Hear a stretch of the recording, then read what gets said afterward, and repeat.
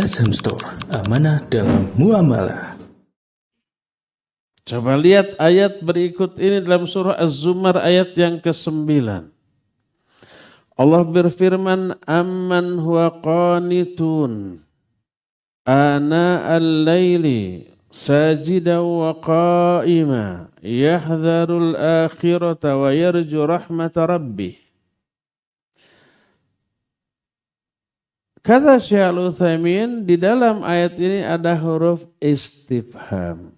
Istifham itu kata tanya. Yaitu amman. A ini huruf istifham. Apakah gitu ya. Dan setiap huruf istifham wajib ada muqabil, ada lawannya.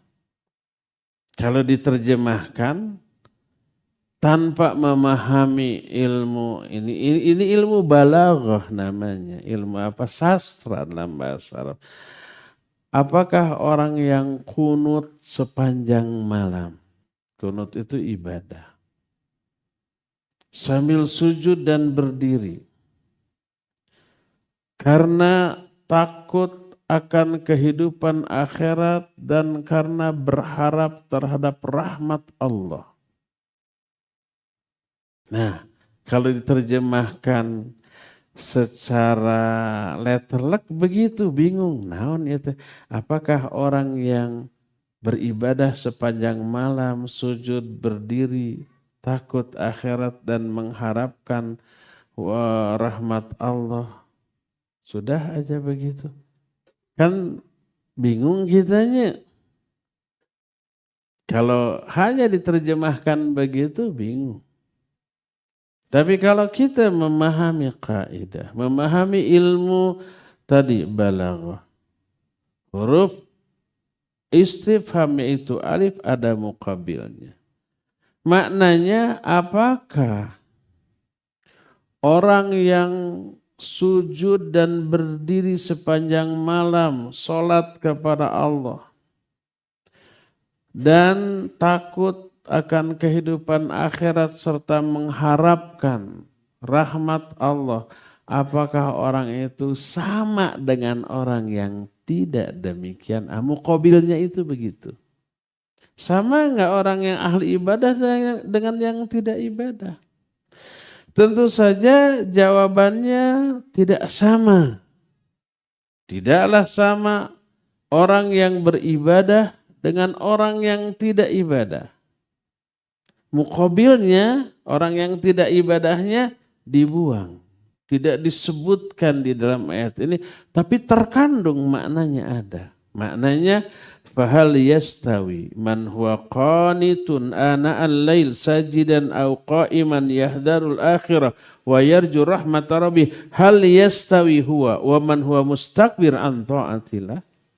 Apakah sama orang yang ibadah semalaman karena takut akhirat, karena ingin mengharapkan rahmat Allah, apakah sama orang itu dengan orang yang takabur tidak mau taat kepada Allah?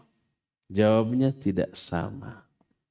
Jawabnya jauh berbeda. Makanya kalimat selanjutnya di dalam ayat itu Allah menyatakan hal yastawil ladzina ya'lamuna wal ladzina la ya'lamun. Kenapa yang ini mah ibadah sepanjang malam, yang lain mah tidak? Itu karena ilmu. Kenapa orang lagi ngantuk, dingin lagi, sekarang musim halodo kan hawanya lebih dinginnya. Halodo teh lawan dari hujan, kemarau. Hawanya dingin, ngantuk, dingin gitu ya.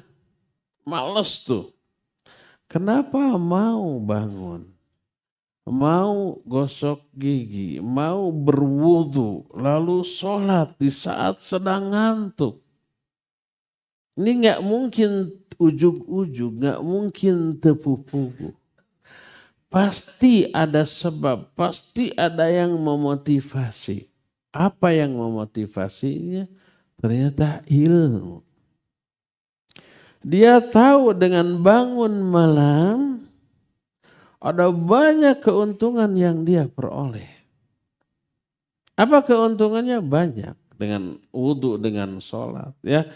Pahala Allah tercurah, ampunan Allah turun, doanya makbul. Dia tahu di sepertiga akhir malam Allah itu turun ke langit dunia lalu menantang. Siapa yang meminta kepadaku pasti akan aku beri. Siapa yang berdoa pasti akan aku ijabahkan, gitunya. Siapa yang minta ampunan pasti akan aku ampuni. Ini saat yang luar biasa istimewanya. Maka demi keuntungan-keuntungan itu dia bangun, dia sholat. Kenapa dia sholat, dia bangun walaupun malas, ngantuk? Karena ilmunya mendorong dia untuk berbuat begitu. Dengan berbuat demikian dia dapat ampunan, dapat pahala, dapat kasih sayang Allah. Doanya dikabul. Dia umpamanya minta agar hutang-hutangnya dibebaskan, Allah mudahkan. Dia minta agar segera dapat jodoh 2 lagi, Allah akan berikan. Begitu seterusnya tuh. Efek dari tahajud. Dan tahajud lahir karena ilmu. Adapun orang yang jangankan tahajud, azan subuh oge masih kerek, itu karena bodoh. Tidak tahu dia keutamaan bangun dan bahayanya ngorok waktu subuh. Tapi Ustaz, saya mah nggak pernah ngorok. Mau ngorok mau tidak, pokoknya tidak bangun subuh lah pokoknya nama ya. Tidak ikut sholat berjamaah di masjid, bahaya tuh orang. Jadi ibadah lahir karena ilmu. Takabur dari ketaatan, takabur dari ibadah, malas berat ibadah itu karena kebodohan.